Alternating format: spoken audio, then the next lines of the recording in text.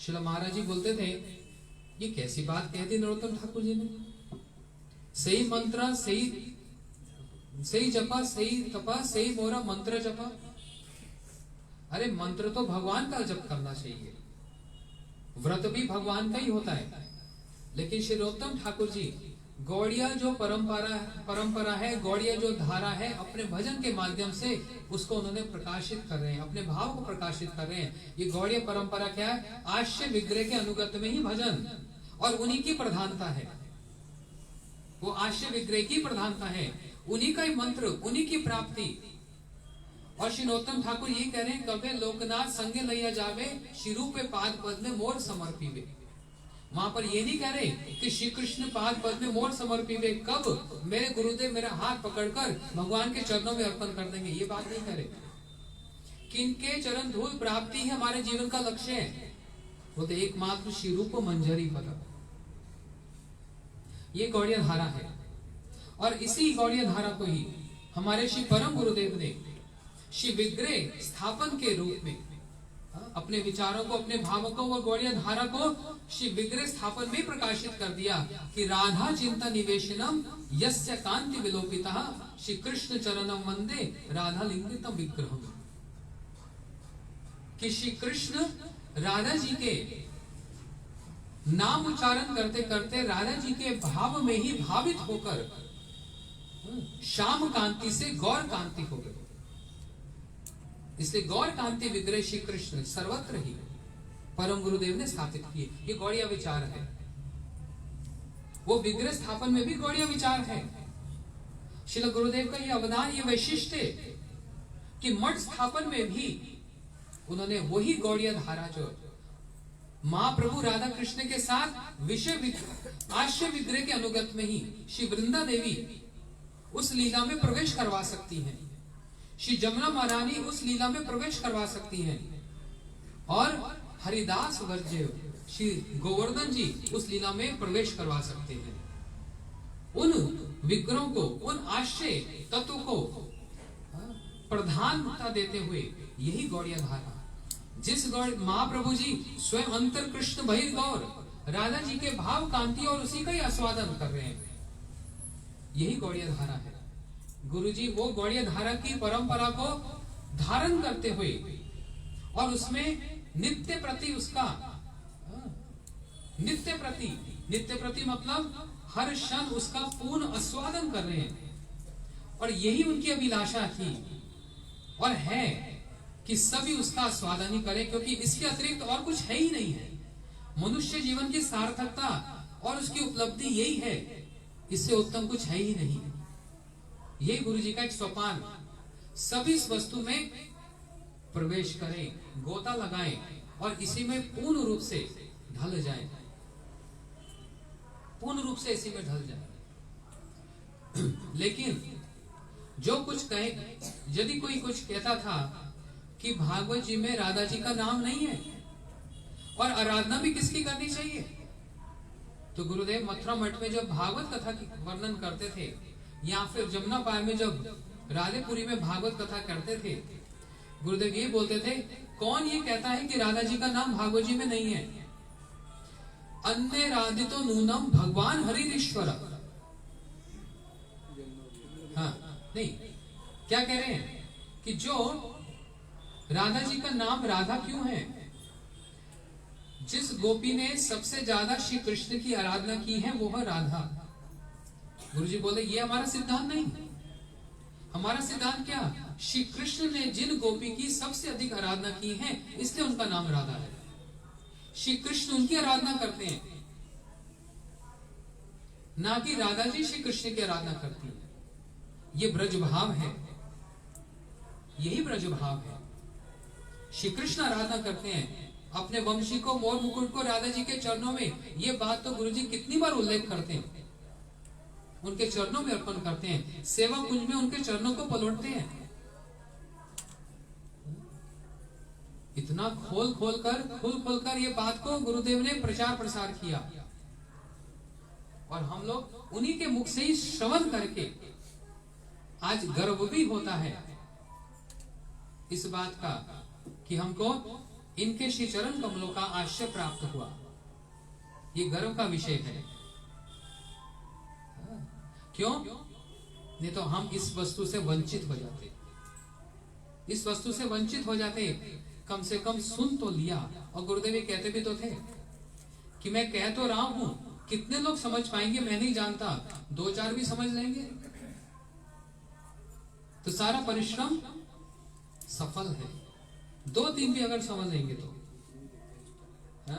इतना ही यथेष्ट है, इतना ही यथेष्ट है। यदि समझ भी लेंगे, धारण कर लेंगे, परिश्रम उसी समय सार्थक है, वो यथेष्ट है। वो कितना बड़ा एक मिशन, कितना बड़ा भार मस्तक पर धारण करके। तो एक तो ये पक्ष गुरुदेव का, और इसके विषय में हम लोग बहुत कुछ सुन गए और इसका विस्तार तो बहुत ही है। लेकिन एक दूसरा पक्ष जो साधक पक्ष है, नित्य प्रति हरिनाम, एकादशी व्रत, यहां तक कि जब ग्रहण आता, हम लोग मथुरा मठ में होते थे, गुरुदेव अपने कक्ष में रात्रि के समय में ग्रहण लगा हुआ है, गुरुजी पहले ही बोल देते थे आज कोई सोएगा नहीं, सब हरिनाम करेंगे। ग्रहण के समय में कोई हरिनाम करता है, उसको मंत्र में सिद्धि मिल जाती है। तो बस गुरुजी बोलकर स्वयं सो गए? नहीं, सारी रात गुरुदेव हरिनाम करते थे। और हम लोगों को शिक्षा देने के लिए कि अभी ग्रहण पूर्ण हो गया, अब स्नान इत्यादि करना है, स्नान इत्यादि करना है। मर्यादा के संबंध में एक बात बताता हूं। गुरुदेव के गुरु भाई, उनका नाम श्री कालाचंद प्रभु था, अस्वस्थ लीला, अस्वस्थ थे और प्राण छोड़ दिए उन्होंने। मथुरा मठ की बात। तो मैं, माधव प्रभु, अमल कृष्ण प्रभु, हम तीनों उनकी सेवा करते थे, लेकिन अधिक समय रह नहीं पाए। और गुरुदेव संध्या के समय में कथा बोल रहे थे, और उसी समय पीछे जो जिला अस्पताल है वहीं पर उन्होंने अप्रकट लीला की, शरीर त्याग दिया। संध्या के समय में उनको लाया गया। गुरुजी अपने कक्ष से नीचे उतरकर उनको प्रणाम कर रहे हैं, उनको साष्टांग प्रणाम किया। अपने कनिष्ठ गुरु भ्राता को उनको प्रणाम किया और परिक्रमा की, कीर्तन करते करते। और फिर कंधे पे उठाना होता है ना, गुरुजी हल्का सा उनको अपने कंधे पर उठाए, 2 कदम चले और फिर हम सबको बोल दिए जाओ, और आकर मेरे को सूचना देना, मैं तब तक सोऊंगा नहीं जब तक सब संस्कार पूरा ना हो जाए। हम लोग जब लौट कर आए, बहुत समय हो गया था, लेकिन गुरुदेव अपने कक्ष में हरिनाम ही कर रहे थे। ऐसे बहुत सारे विचार। एक पति पत्नी मथुरा में, उनका एक बालक, उसको करंट लग गया, 22-23 साल का था, उसकी मृत्यु हो गई। गुरुदेव विदेश में थे, सूचना मिल गई और गुरुजी ने उनको आश्वासन दिया। जब गुरुजी लौट कर आए तो ये दोनों कक्ष में आए और जो रोने लगे, इनके क्रंदन को देखकर, मैं वही कक्ष में खड़ा था गुरुजी के साथ ही, गुरुदेव रोने लगे। जिस प्रकार से वो रो रहे थे, गुरुजी भी वैसा क्रंदन करने लगे। क्यों? ऐसी ममता है। ये मैं दूसरा पक्ष दिखला रहा हूं, किस प्रकार से सबको अपना बना रखा था, किस प्रकार से एक परिवार का जैसे एक सदस्य होता है, वैसे गुरुदेव की भावना। सब मेरे ही परिवार हैं, सबको मैं स्मरण रखता हूं, किसके घर में क्या है, क्या सुविधा असुविधा, गुरुदेव सब जानते थे। और वो प्रकाशित करते थे जब कोई उनके सामने आ जाता था। कितना अपनापन। लेकिन शासन भी फिर वैसा। यदि कोई घटना घट जाए और गुरुदेव को आकर कोई यदि शिकायत करता था, किसी ने कुछ गड़बड़ की, गुरुजी को आकर शिकायत की, तो गुरुजी ने कैसे एक शास्त्र युक्ति के द्वारा बताया। बोलते यदि तुम्हारे से कभी कुछ गड़बड़ हो जाए तो सदैव स्मरण रखना, किस वस्तु का? जैसे महाप्रभु जी ने छोटा हरिदास पर शासन किया था। सारे भक्त महाप्रभु के चरणों में प्रार्थना कर रहे हैं, सभी प्रार्थना कर रहे हैं। महाप्रभु जी कठोर हो गए, मर्यादा को स्थापन करने के लिए कठोर चित हो गए और शासन किया। बोलते यदि स्वयं कुछ ऐसा करोगे तो वो स्मरण रखना महाप्रभु जी का वो शासन। यदि किसी और के संबंध में श्रवण करने में आए तो गीता में श्री कृष्ण के जो वचन है वह स्मरण रखना कि अपि चेत सुदुराचारो भजते माम अनन्य भाव। किसी और के संबंध में यदि श्रवण करने आए तो वो बात स्मरण रखना, लेकिन अपने पर जब बात आए तो महाप्रभु के शासन को स्मरण रखना। तुम्हारा कोई अधिकार नहीं किसी की निंदा तुम करो, कहार न करे निंदा कृष्ण कृष्ण बोले। तुम्हारा अधिकार नहीं निंदा करने का। अपने प्रति ऐसा हो तो वही स्मरण करना, किसी और के प्रति हो तो गीता की बात समझ करना। वो आदेश है भगवान का। चकोर ठाकुर जी बोल रहे वो आदेश है भगवान का। तुम अधिकारी नहीं हो उसके प्रति कुछ आक्षेप करने के। तो एक बार गुरुदेव से मैंने बात पूछी। कभी कभी सेवा मिलती थी गुरु जी की। मैंने बोला आपने कथा में बहुत कुछ सुनाया आज, लेकिन एक बात मेरे को समझ नहीं आई कि महाप्रभु जी ने छोटा हरिदास जी पर शासन किया और उन्होंने फिर प्रयाग में जाकर अपना देह त्याग दिया। लेकिन गुरु जी आपके चरित्र में तो मैं ऐसा नहीं देखता हूं जैसा महाप्रभु जी ने अपने परिकर पर किया। आपके सामने तो कोई शिकायत लेकर आ जाए, आप इतने दयावान हैं कि एक क्षण में ही उसको क्षमा करके उसको एक प्रेरणा देते हैं, चलो भूल जाओ आगे बढ़ो। महाप्रभु जी तो ऐसा किया, आप तो महाप्रभु जी की तरह नहीं करते। तो गुरु जी ने एकदम देखकर बोला, तो महाप्रभु जी ने ऐसा किया तो नित्यानंद प्रभु ने क्या किया, स्वरूप दामोदर रामानंद राय जी ने क्या किया। उन सब ने मिलकर महाप्रभु जी से प्रार्थना की। उनका वो विचार नहीं था जो महाप्रभु जी का विचार था। उस समय महाप्रभु जी एक मर्यादा स्थापन करने के लिए वे कर रहे हैं, इसलिए हमारा भी वो सब विचार नहीं। एक बद्ध जीव साधन कर रहा है और उससे कोई त्रुटि हो जाए तो फिर क्या छोड़ दे साधन करना या हम उसको त्याग दें, कभी संभव नहीं। गुरुदेव का विषय, गुरुदेव का हृदय और जो आश्रय जाते भक्त उनका हृदय वह कितना विशाल है। अदोषदर्शी जैसे बतला रहे थे प्रभु, अदोषदर्शी हमारे दोषों को भी अदर्शन कर देते हैं, दूर कर देते हैं और फिर एक प्रेरणा प्रदान करते हैं, भजन करो भजन करो। मैं बड़ी देर से उस बात में उलझ रहा हूं, कहूं कि नहीं कहूं, इसलिए वो विषय पकड़ में नहीं आ पा रहा है।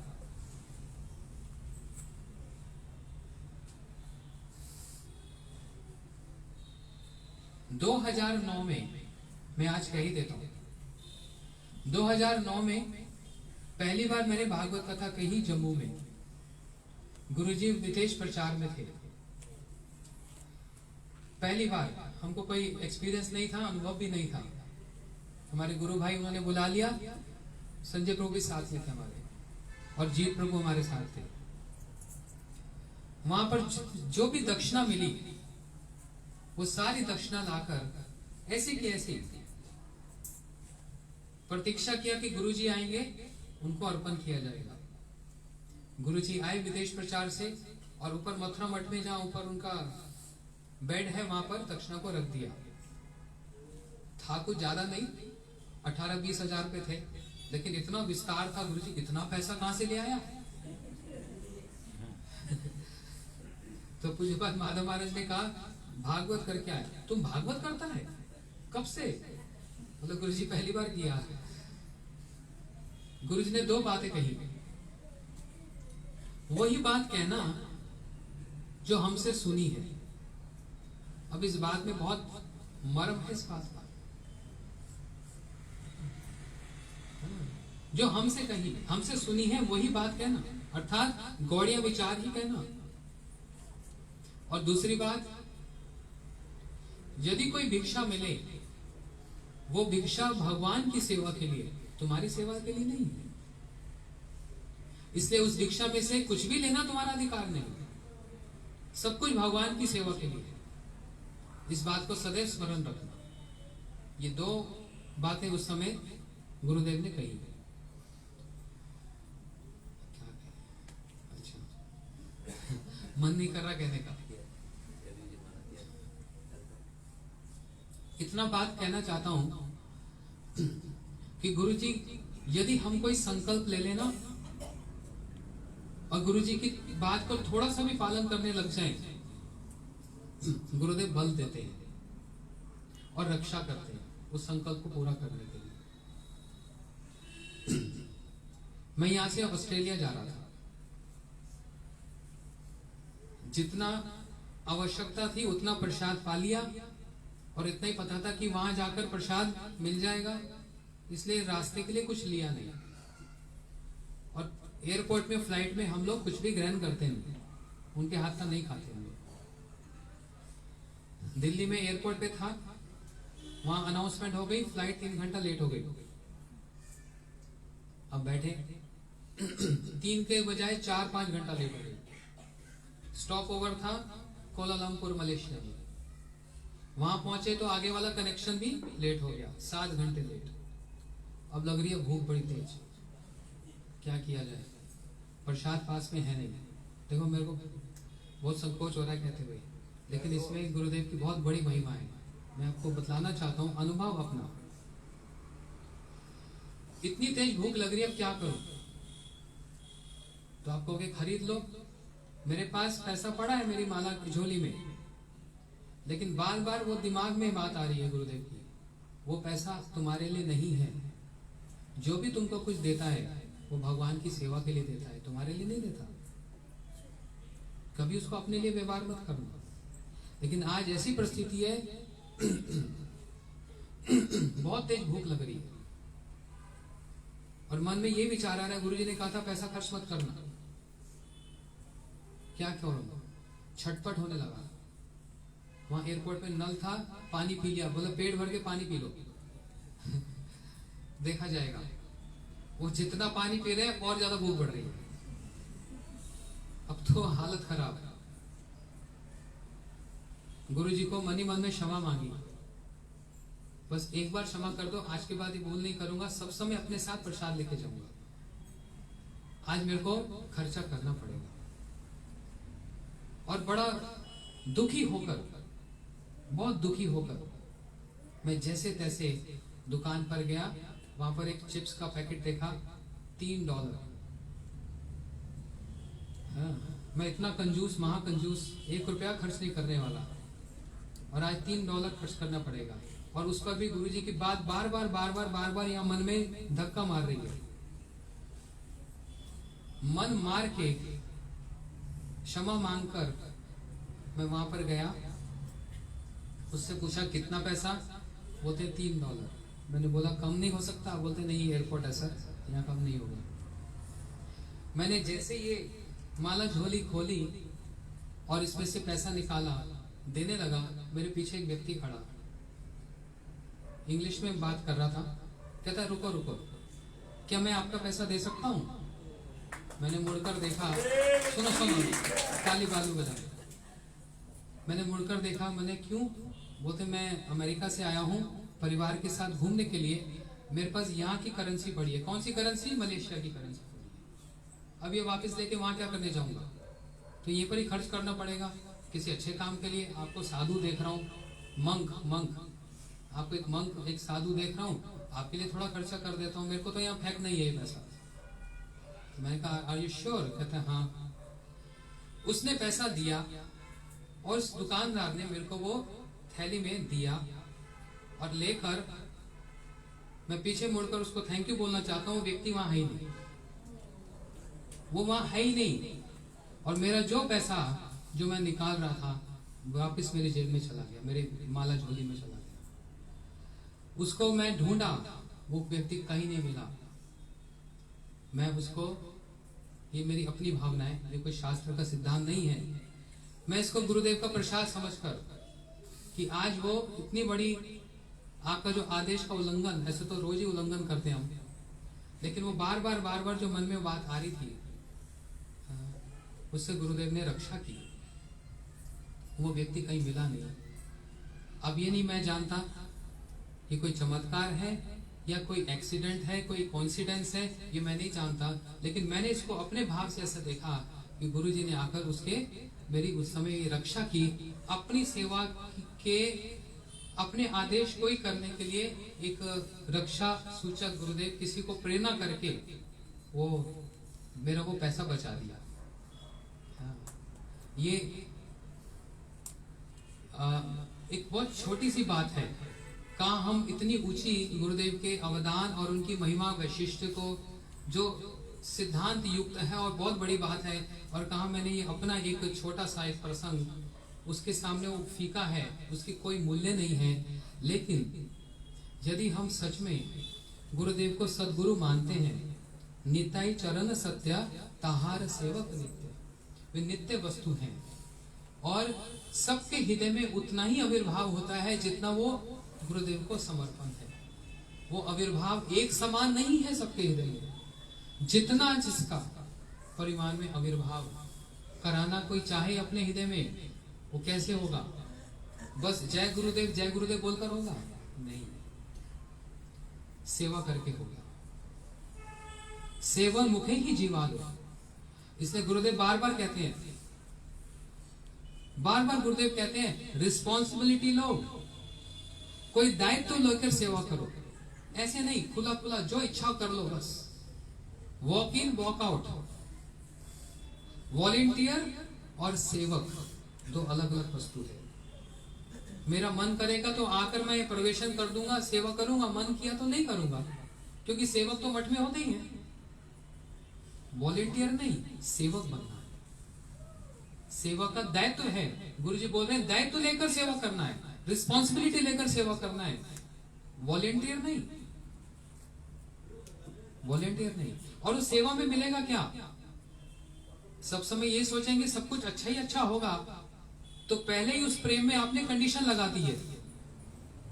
मैं इसलिए हरि नाम करूंगा गुरुदेव, इसलिए आपकी सेवा करूंगा कि मेरा सब मंगल ही हो, मतलब अच्छा ही अच्छा हो, मेरे को दुख कष्ट ना आए। तो आपने तो प्रेम में पहले ही हमने कंडीशन लगा दी उसकी। वो प्रेम जो अनकंडीशनल है, निरुपाधिक है, हम तो पहले से कंडीशन लगा देते हैं, आप सब कुछ ठीक करोगे तभी सेवा करूंगा।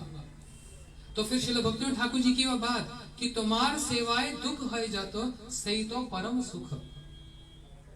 कैसे हम मानेंगे भक्ति ठाकुर जी की बात कि आपकी सेवा में जितने प्रकार का दुख मेरे को आता है प्रभु, ये परम सुख का विषय है, क्योंकि आप उसके कारण हैं और मैं आपसे प्रेम करना चाहता हूं। अनकंडीशनल, ये अनकंडीशनल प्रेम गुरुदेव इसी की शिक्षा दे रहे हैं। ये अनकंडीशनल प्रेम किसका है? वो तो राधा जी का है।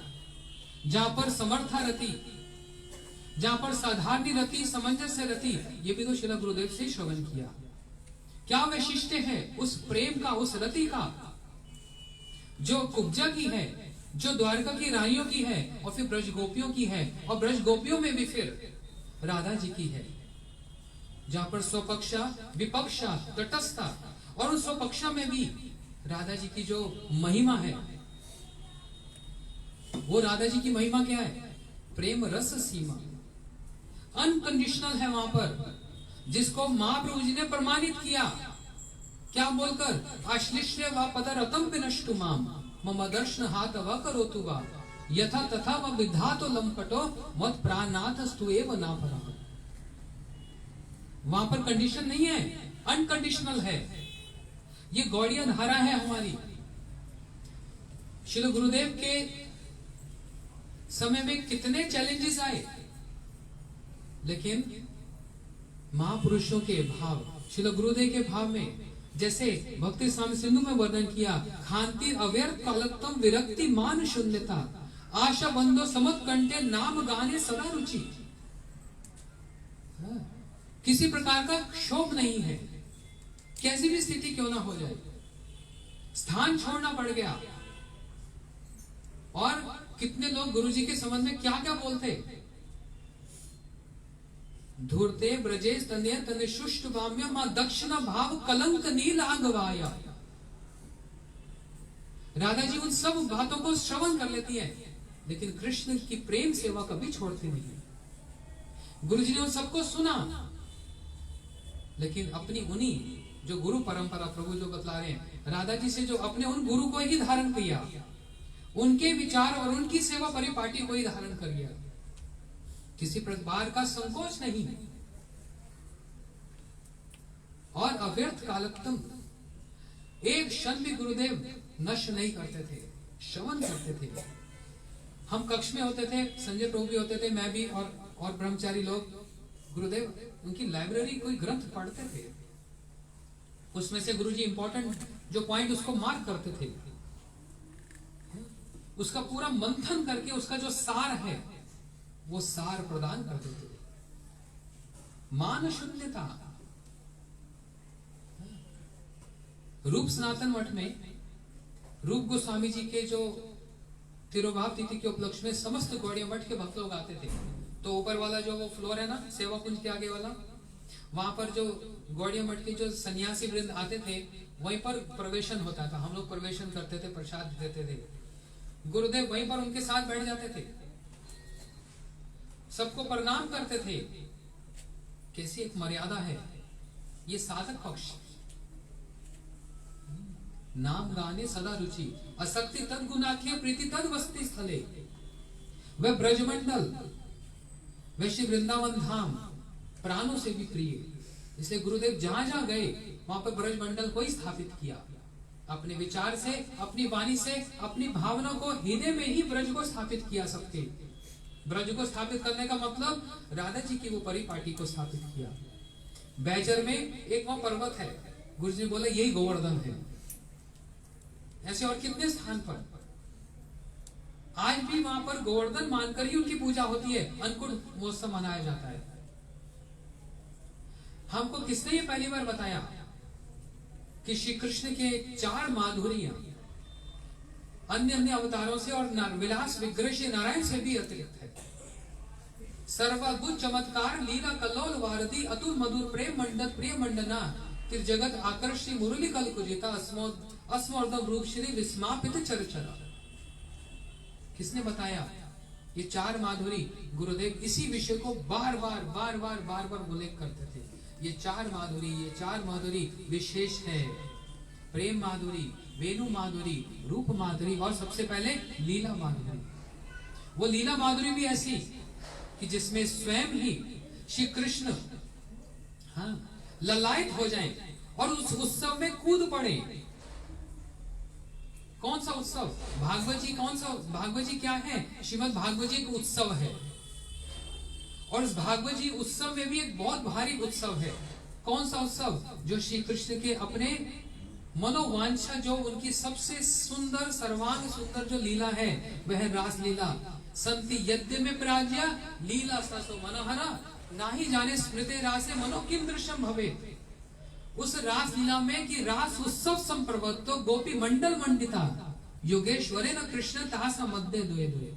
श्री कृष्ण उस उत्सव में कूद पड़े। जो आत्म राम आत्म काम है वो उत्सव में कूद पड़े हैं और नृत्य कर रहे हैं। गुरुजी उसी उत्सव में, गुरुजी का सोपान है, उसी उत्सव में पहुंचाकर उसी उत्सव की सेवा प्रदान और उसी उत्सव की जो परिपाटी है वो सेवा प्राप्ति हो जाए, उस उत्सव की सेवा परिपाटी प्राप्त हो जाए। ये गुरुजी का मनोभाव। लेकिन साधन के साथ, सिर्फ कहने सुनने से नहीं। हमने बोल दिया सुन लिया, आपने बोल दिया हमने सुन लिया, हो गया? रिस्पॉन्सिबिलिटी क्या है आपकी? सेवा क्या है? भजन कैसा है? कितना सुंदर विषय आरंभ किया प्रभु ने। गुरु जी के जो भजन, उस भजन के अनुरूप वैसी परिपाटी को समझकर तब होगा आविर्भाव। चक्षुदान दिलो जई जन्मे जन्मे प्रभु से, तब हृदय में आविर्भाव। तो मैं तो कह तो बहुत कुछ रहा हूं, लेकिन अनुभूति प्राप्त करना बाकी है, उपलब्धि बाकी है। और वो गुरु की सेवा के अतिरिक्त और संभव पर नहीं हो सकता। तो वो सेवा का आविर्भाव मेरे हृदय में हो। हे गुरुदेव, आपके श्री चरण कमलों में ये प्रार्थना, वे सेवा का आविर्भाव मेरे हृदय में हो। आपका विचारों का आविर्भाव मेरे हृदय में हो, यही तो आपका ही आविर्भाव है। आपकी जो सेवा परिपाटी और आपका विचार, यही तो आप ही तो हैं। बस वही प्रकट हो, वही आविर्भाव हो, लेकिन सेवा के द्वारा, आलस्य के द्वारा ना हो। मैं इच्छा तो कर रहा हूं, फर्स्ट डिजर्व देन डिजायर। मैं इच्छा तो कर रहा हूं, लेकिन उसके अनुरूप कार्य भी तो हो। इस प्रकार से बस आप सभी वैष्णव के, जितने भी यहाँ पर वैष्णव और वैष्णवी उपस्थित हैं, गुरुदेव के समस्त जितने भी आश्रित जन हैं, जो देश विदेश में जहां पर भी हैं, मैं यहीं पर बैठकर श्री ठाकुर जी के चरणों में बैठकर सच्चे हृदय से उन सबसे, आप सबसे, प्रभु से सबसे ये प्रार्थना करता हूँ, सच में वास्तव में गुरुदेव का वो विचार हृदय में आविर्भूत हो, तभी मैं वास्तव में वो आविर्भाव तिथि मनाने योग्य हो पाऊंगा। मैं ऐसे ही कहकर अब कथा को विराम देता हूँ। श्रील गुरुदेव की वांछा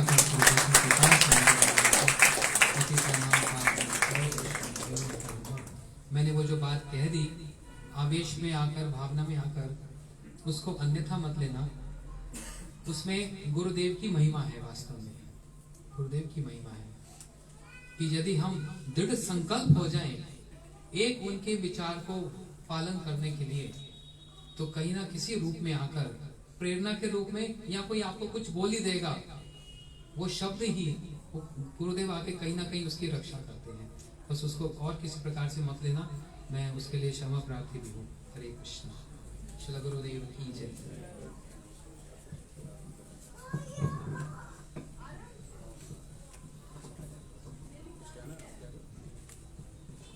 अच्छा, एक बात मैं कहना चाह रहा था। अभी आज तो ये श्री राधा माधव गौड़िया मठ में ये अभी यहाँ पर भोग आरती होगी, पुजारी प्रभु भोग लग गया होगा, तो वो जो केक है गुरुदेव के सामने लाया जाए, और उसके पश्चात प्रसाद है। संध्या के समय 5:30 बजे जनकपुरी में जो मठ श्री गुरुदेव के द्वारा ही स्थापित हुआ, वहाँ पर भी कार्यक्रम है। महाराज लोग, वैष्णव लोग वहाँ पर आए, जो जाना चाहे। हम लोग यहाँ से 4 बजे निकलेंगे, तो जो जाना चाहे वहाँ पहुँच सकते हैं अपने आप से भी, और वहाँ पर भी बहुत सारी कथा होगी।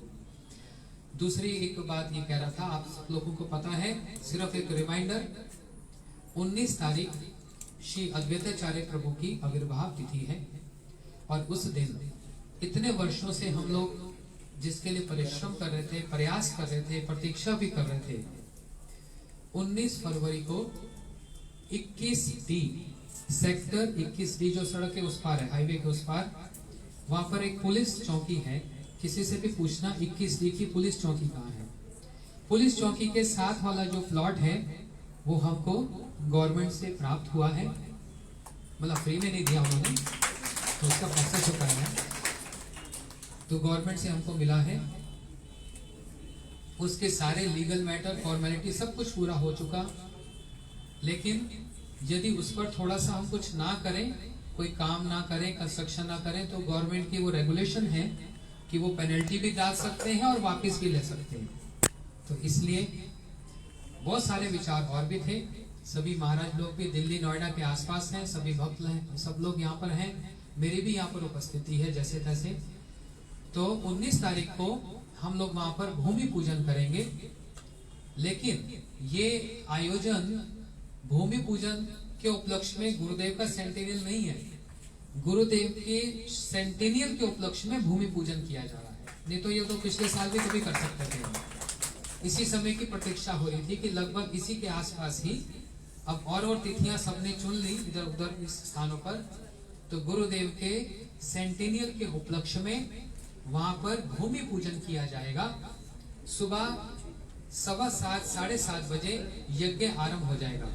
आप लोग जो यज्ञ में भाग लेना चाहते हैं, हमारे सारे महाराज लोग, ब्रह्मचारी, सन्यासी, ग्रस्त, वानप्रस्थी, सभी दूसरे स्थानों से, शहरों से आ रहे हैं।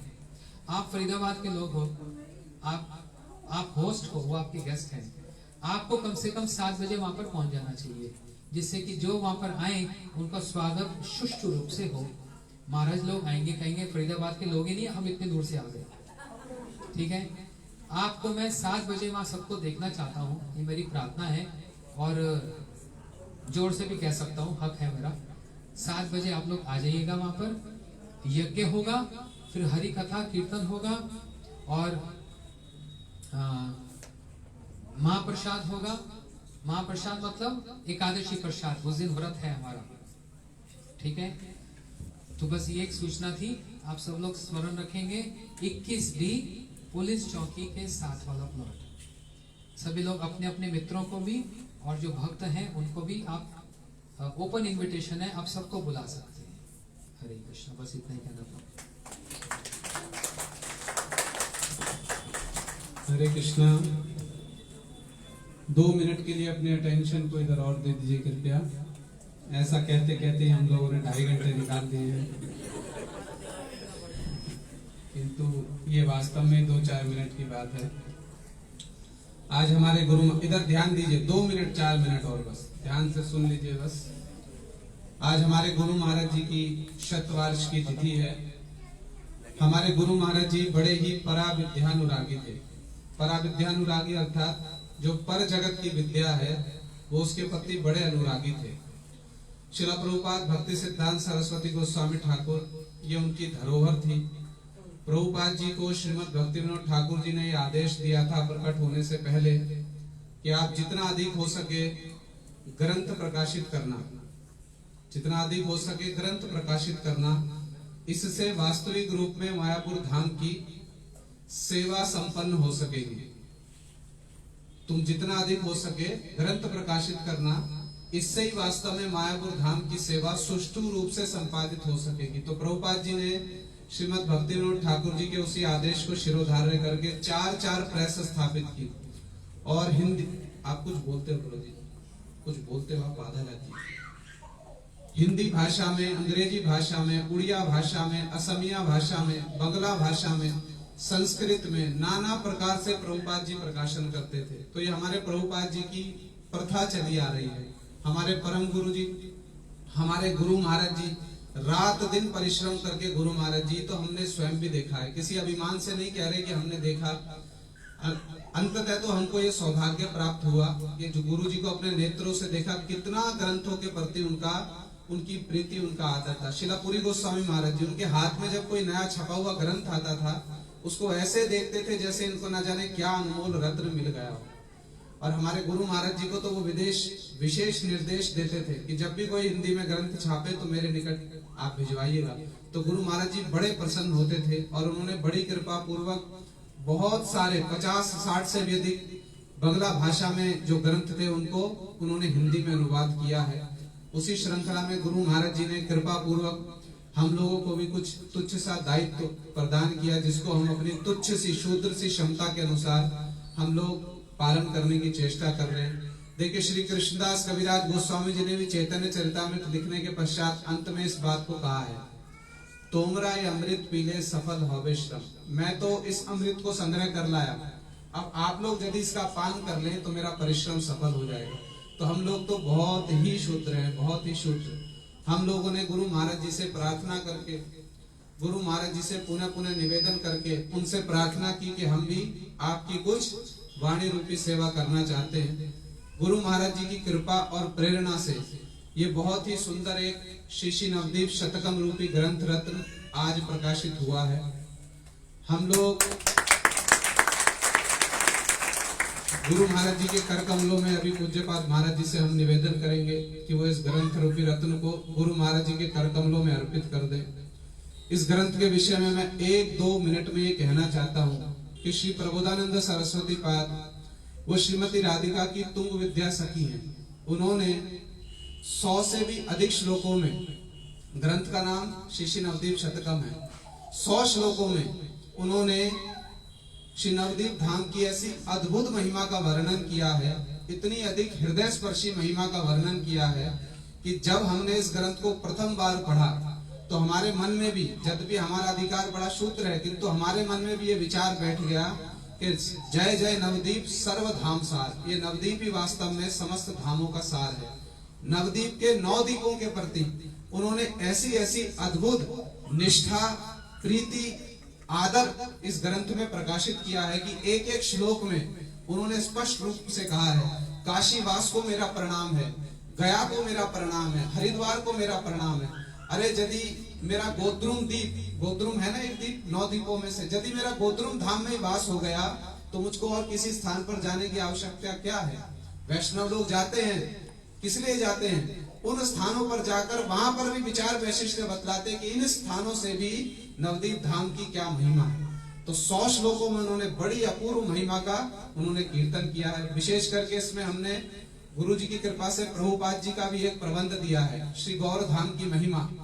प्रभुपाद जी ने उस प्रबंध में अपने हृदय को खोला है, वास्तव में अपने हृदय को उन्होंने बताया कि मैं क्यों कलकत्ता आया, और कलकत्ता आकर के भी प्रभुपाद जी कहते मैं कभी कलकत्ता में नहीं रहा। उन्होंने एक शब्द में कहा जिनकी माई प्रतीति विदूरित हो गई है, अर्थात जिनकी ये जड़ भावना दूर हो गई है ना, वो लोग कलकत्ता में रह करके भी कहाँ रहते हैं। कलकत्ता में एक स्थान है वराहनगर, जहाँ महाप्रभु जी के एक परिकर रहते थे, भागवत आचार्य जी। वो ब्रज लीला में श्याम मंजरी सखी है। तो प्रभुपाद जी का विचार देखिए, वो कहते कि मैं कभी कलकत्ता में नहीं रहा। मैं कहाँ रहा? मैं तो श्याम मंजरी के कुंज में रहकर राधा गोविंद जी की सेवा में नित्य अनुरक्त हूँ। ये प्रभुपाद जी के विचार है, उन्होंने अपनी भाषा में इसको कहा है। तो वो कहते मैं कभी कलकत्ता में नहीं रहा। तो वो बड़ा सुंदर प्रबंध है जिसमें प्रभुपाद जी ने बताया कि मैं क्यों कलकत्ता आया, और कलकत्ता आकर के भी मैं कभी कलकत्ता में नहीं रहा, मैं गौड़िया मठ में रहा। और जब मैं गौड़िया मठ के एक एक आश्रित व्यक्ति के हृदय में कृष्ण सेवा की वृत्ति को दर्शन करता हूँ तो मुझको अनुभव होता है कि मैं तो वैकुंठ में वास कर रहा हूँ, मैं कभी कलकत्ता में वास नहीं कर रहा। ऐसे ऐसे विचारों से समन्वित एक बड़ा सुंदर प्रबंध बताया प्रभुपाद जी ने। धाम में वास किसको कहते हैं, धाम में वास कैसे किया जाता है, ये एक प्रबंध भी हमने इसमें दिया गुरु जी की कृपा से। और गुरु जी की प्रस्तावना, श्रीला वामन गोस्वामी महाराज जी की प्रस्तावना भी इस एक बड़े छोटे से ग्रंथ में बहुत कुछ मिलेगा। गुरु जी का तो एक बड़ा हृदय स्पर्शी विचार। गुरु जी कहते यदि कोई नवदीप के नागरिया घाट में प्रवेश करे तो वृंदावन के केशी घाट से प्रकट होगा। कितने सहज रूप में उन्होंने बता दिया। तो ऐसे बड़े सुंदर सुंदर विचारों से समन्वित ये सुंदर सा ग्रंथ आज गुरु महाराज जी की कृपा से प्रकाशित हुआ है। इसका सेवानुकूल्य केवल मात्र 50 रुपए है। हमारे श्रीमान परमेश्वरी दास प्रभु जी ने, श्रीमान नवकिशोर प्रभु ने, श्रीमान मदन मोहन प्रभु ने इसका प्रूफ संशोधन किया है। हमारे कृष्णदास प्रभु जी ने इसमें 1/4 आर्थिक सेवा प्रदान करके इस ग्रंथ को प्रकाशित करने में हमको बड़ा उत्साह दिया है। आप लोगों से मेरा निवेदन है इस ग्रंथ को अवश्य ही संग्रह करके जाइएगा, जिससे कि अंततः तो गुरु महाराज जी के चरणों में हमारी एक प्रकार की पुष्पांजलि हो जाए। और अभी नवदीप धाम परिक्रमा आ रही है। परिक्रमा से पहले इस ग्रंथ का छोटा सा ग्रंथ है, केवल श्लोक है, भक्ति विनोद ठाकुर जी का पद्यानुवाद है और उसका हिंदी में अनुवाद। इसको हिंदी में ही पढ़ लेंगे तो सब कुछ समझ आ जाएगा। और नवदीप धाम के प्रति हमारी कैसी प्रीति होनी चाहिए, नवदीप धाम से हमको क्या प्राप्त होना चाहिए, ये छोटे से ग्रंथ से हमको बहुत कुछ प्राप्त हो सकता है। अभी महाराज जी गुरु जी के कर कमलों में अर्पित कर देंगे। आप लोग हमारे भक्त लोग, सुशांत प्रभु आप चले जाइए। केवल मात्र 50 रुपए इसकी भिक्षा है। आप लोग इस ग्रंथ को अवश्य ही संग्रह करके जाइएगा। गौर प्रेमानंदे हरि हरि। देखो एक बात और कह दो, सुन लो अच्छी बात। हमारे गुरु महाराज जी ऑस्ट्रेलिया में थे हैं, और उनसे किसी ने पूछा, किसी भक्त ने प्रातःकालीन परिक्रमा के समय, कि आप सबको ऐसे ही हरिनाम प्रदान कर देते हैं, उनकी कोई योग्यता नहीं, उनका कोई अधिकार नहीं। तो गुरु महाराज जी मुस्कुराए और मुस्कुराकर कहते हैं, यदि मैं इनको नहीं बचाऊंगा तो कौन बचाएगा। क्या कहते हैं गुरु जी, यदि मैं इनको नहीं बचाऊंगा तो कौन बचाएगा। तो जिनका अधिकार इतना उन्नत है, महाप्रभु बांट रहे हैं ना प्रेम सारे जगत में। महाप्रभु से प्रश्न पूछेंगे, आप सबको क्यों बांट रहे हैं प्रेम।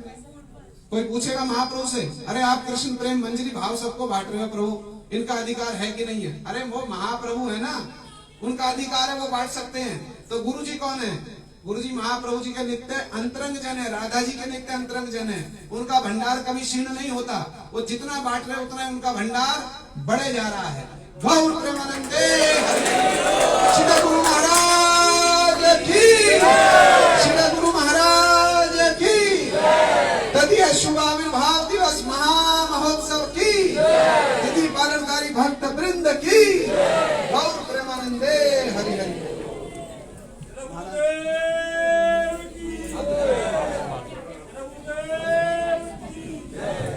वो कहाँ है सुशीला को?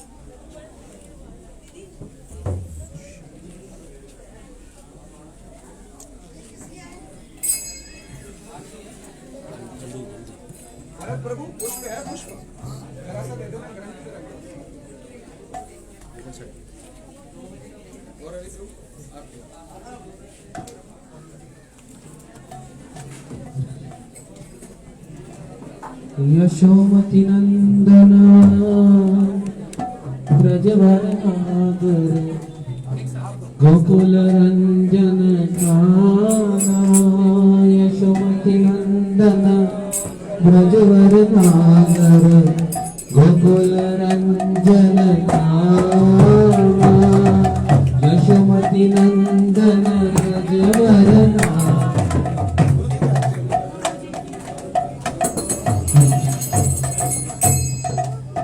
श्री गुरु चरण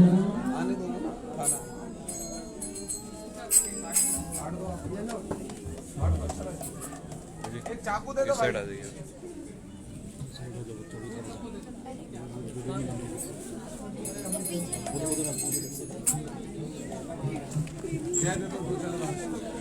श्री गुरु महाराज की, श्री गुरु महाराज की, गुरुदेव की।